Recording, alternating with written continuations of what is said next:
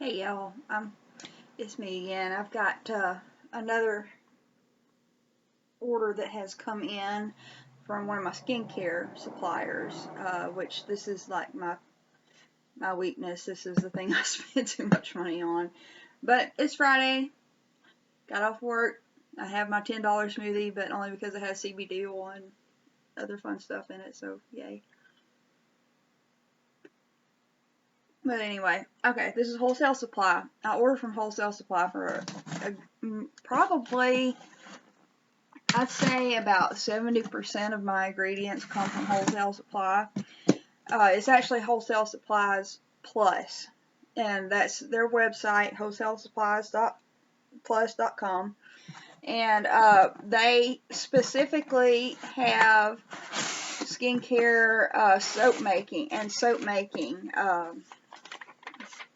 products, and I get a lot, and they have a lot of really good fragrance oils, which is most of what I got this time, I think. And they have melt and pour soap bases, different oils, things like that, and different additives as well, which when you really get into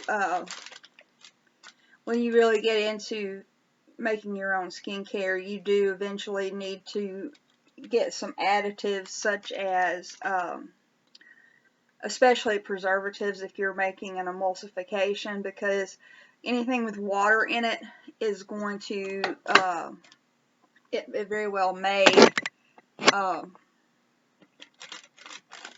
produce bacteria and mold and things like that. I use Liquid Germall Plus for things that are not going to be sprayed, and I use Germaben 2 for things that are going to be sprayed. And the reason for that is that Liquid Germall Plus is not approved to be aerolized. I think that when the particles get too small, it can cause some harm. I doubt that it's a very large risk, but you want to be better safe than sorry. But today I got a few different oils. I got safflower oil. The safflower oil is a very nice, light, but very moisturizing oil. So it's really good for aging skin that is also oily. And that's me. That's most definitely me. But a safflower, and it's fairly cheap. A lot of people actually use this in cooking. I believe Middle Eastern cooking uses a lot of safflower oil. But I use all mine for skincare, and maybe one of these days I'll try it in some beef or pork or something. Well, it'd probably be beef, wouldn't it? Okay. And I also got a couple of bottles I got one bottle of castor oil. And castor oil I always put in my melt and pour soaps, because castor oil bumps up lather. And it also is very, very moisturizing, and it has I think it's 0 to 1 comedogenic rating, which if you have oily skin or acne prone skin, you want to stay as low as possible on the on the comedogenic scale. It's been a long day out, but and you can find the comedogenic scale chart if you just Google comedogenic ratings for carrier oils. Then you can find any number of charts that will tell you whatever you want to know about all of that. Like I say, castor oil and safflower oil are both very, very low on that scale. But castor oil I like to use is really good for your hair. It's very nourishing to your hair, and it's also very good for your skin. I like to use it on my body, and I do sometimes use it on my face, because there have been some studies that suggest that it can clear out the pores and dissolve all that funky stuff in there. Okay. It's been a long day. I'm not doing great today, am I, y'all? Okay, the next one is Bubble Up. This is a product that Wholesale Supplies sells in particular, and basically what this does is it just bumps up the foaming. This is a foaming agent. It bumps up the foam in, you know, whatever sort of wash you're going to use. Like I use it in my hand soap, I use it in my body washes, and I use it in my shampoo. And it does a really good job. It's nice, thick, wonderful little bubbles that, and that helps it helps me a lot of times, because I know when my hair is clean that it's going to foam up more, and that sort of helps because I have such oily hair.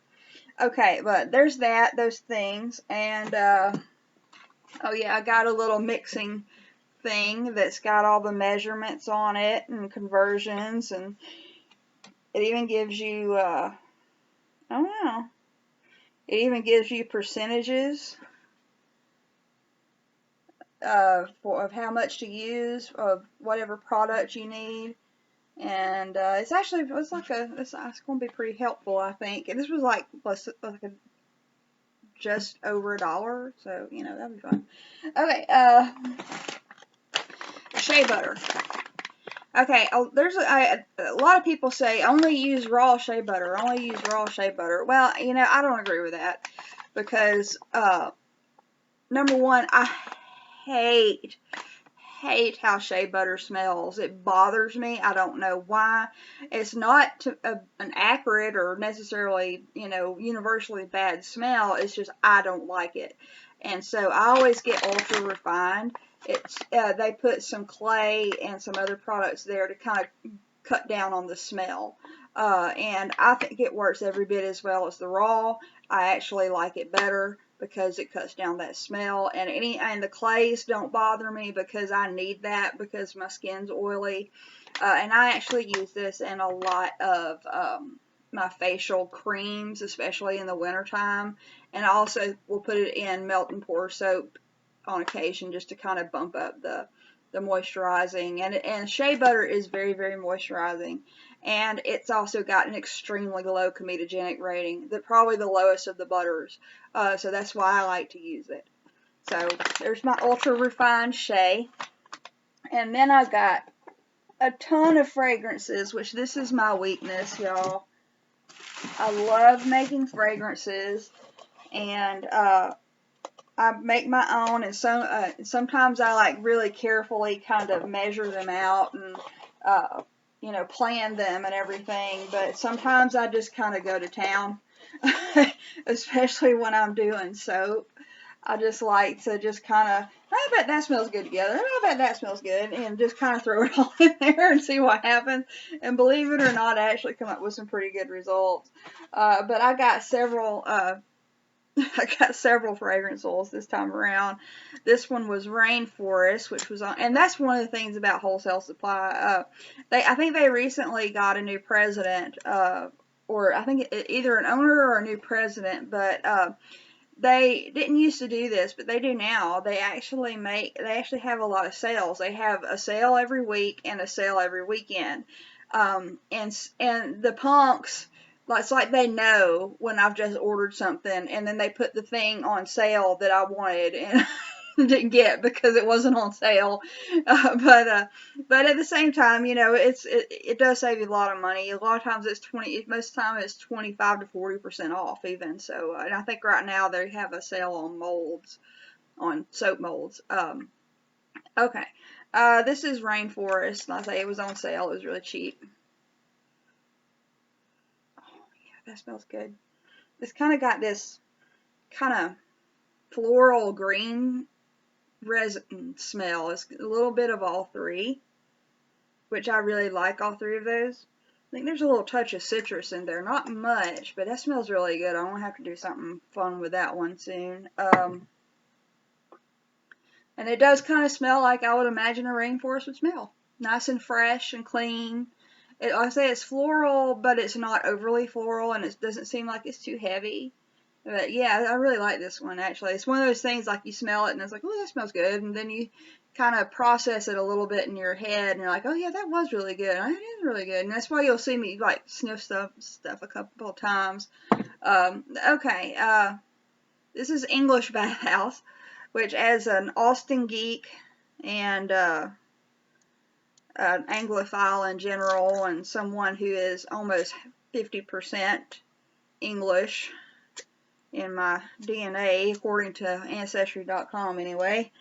I love these kinds of scents that, like, you know, English rose, Victorian rose, and things like that. I really like.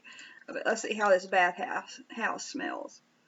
And oh, this is a very light kind of, you know, it's very feminine, a little bit powdery, definitely floral. It's kind of like just, yeah, it smells like really good bath salts. Which makes sense, right? Okay, I think it's got a little bit of lavender. I think there might be some lilac in there. Maybe some wisteria. Pretty purple flowers. Yeah, that's a really nice scent. I like that one a lot too. And that will blend well, I think. And, you know, I kind of go against the rules. I think that a lot of times they make these just for you to just like throw some scent into something by itself. But I use even these that that have been formulated by somebody else to formulate mine. So it makes it like uber complex. And you know, if you kind of, I think you kind of have a predisposition to be pretty good at it. But you kind of learn, like you'll sit there and smell one and then smell the other and it's like, oh yeah, those will go well together and things like that. And that's one of my favorite parts about doing the skincare stuff, is that I can formulate my own fragrances, because the things that I like always get discontinued and it makes me mad. And I actually, this Wholesale Supply Plus, this brand, this Crafter's Choice, this is basically their brand. They have Night Blooming Jasmine equivalent, like the old Bath and Body Works scent, which I loved so much, and I was so mad when they discontinued it. And I've been on eBay, and you can find bottles of that stuff for like $50 for one bottle, and that I ain't doing that, which was why I was so happy that I found they have a fragrance oil that smells exactly like it. It's the greatest thing in the world. I love it. But anyway, this one's really nice too. And actually, they do have a lot of equivalent fragrances. And so, if there's one that you really liked has been discontinued, just look on there. They might have a fragrance oil that smells like it. You never know. Let me see here. This one is, Stormlands. I've been looking forward to this one. They actually have a line of Game of Thrones inspired fragrances. And this is the first one I've gotten, because most of them don't really sound like my kind of thing. But this is Stormlands, and this is supposed to be a really masculine scent. So because I don't have a whole lot, and I like to do more for men. But let's see what, oh yeah. That definitely smells like men's cologne. I bet I could flower that up and make one for me too. I like these kind of scents. I like the woodsy, resinous kind of scents that are also popular with men. Oh yeah. You want to cuddle up to a dude wearing that. I like that. I can't really, it's hard to kind of get the notes though.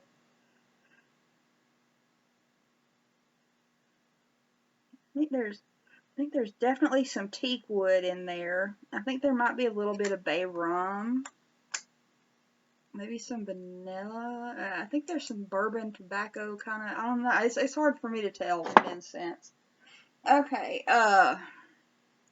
This is smoked vanilla and birch leaf. This was a new one that was on sale, and now I had to try it because it sounded really like it's my speed.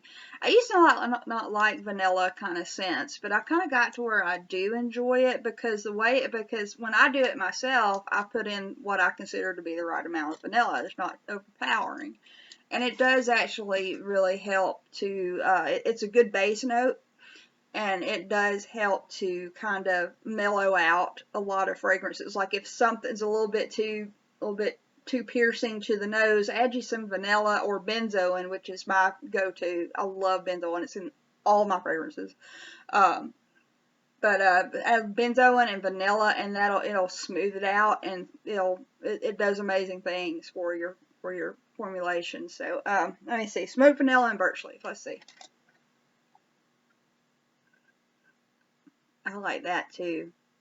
Yeah, that's kind of got like a sweet woodsy. Yeah, it's definitely smoked vanilla and birch leaf. That's what it smells like. What would you imagine smoked vanilla and birch leaf smells like? It smells like this. That's really good. I like that. That'll be a good base note. Because most of the resins and more woodsy fragrances are usually base to middle notes. Okay, well, I like that one. I'm pretty happy thus far. And the last one I got was this black rose and spice, which I was really intrigued by. And again, I used to not be really huge on rose because it seemed so commonplace. But when you start mixing it with other things and playing with it, then it becomes a really good note to your fragrances that if you like flowery stuff. Let me see.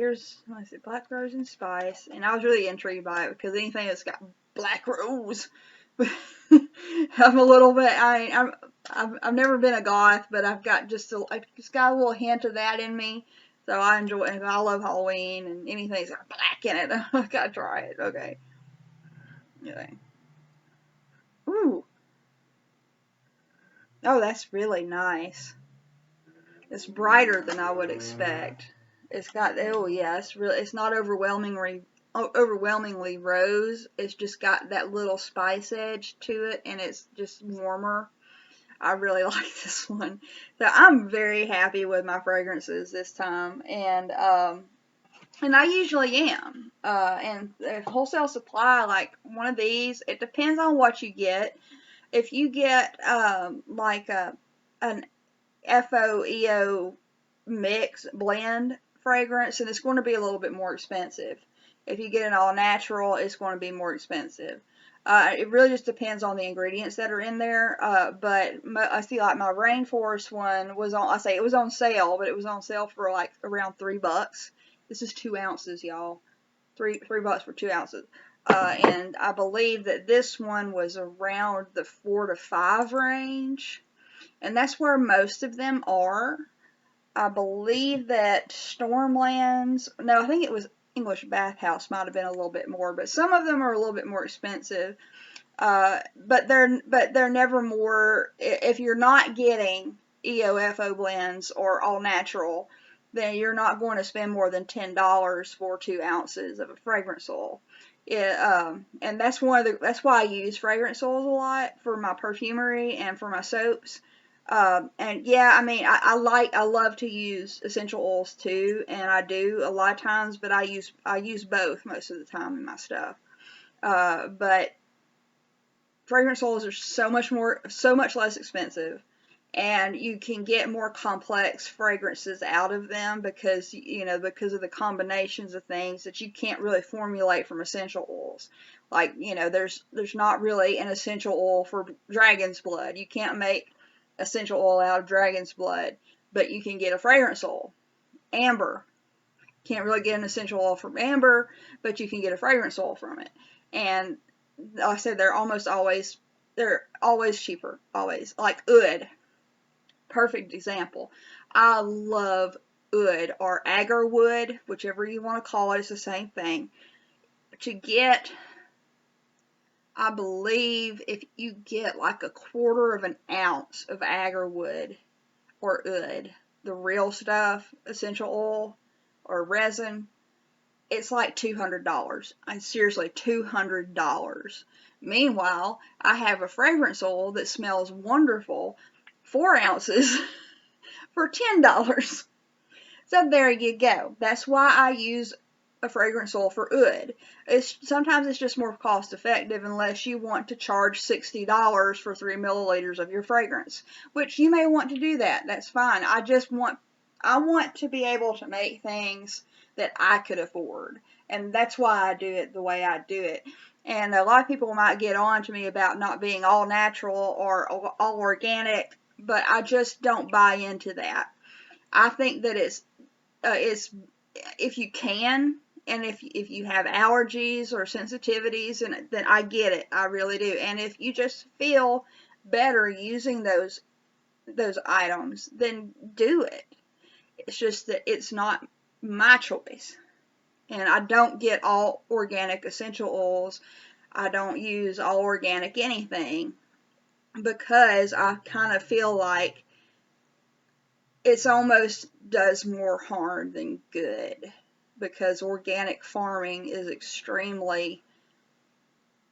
it's not very cost effective, which is why everything's more expensive, and it does use up resources just like regular farming does. But I mean, and I get it though, if that's not your philosophy, and I completely respect it, and you do you.